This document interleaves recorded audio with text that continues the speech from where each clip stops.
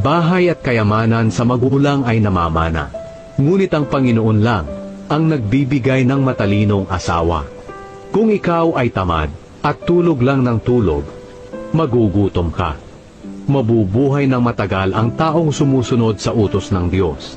Ngunit ang hindi sumusunod ay mamamatay.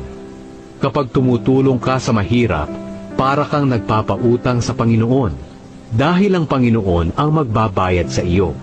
Ituwid mo ang iyong anak habang may panahon pa. Kung hindi mo siya itutuwid, ikaw na rin ang nagpahamak sa kanya. Hayaan mong maparusahan ang taong magagalitin, dahil kapag tinulungan mo siya, uulit-ulitin lang niya ang kanyang ginagawa.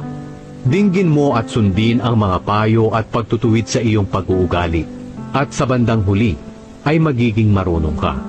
Marami tayong mga pinaplano, ngunit ang kalooban pa rin ng Panginoon ang masusunod.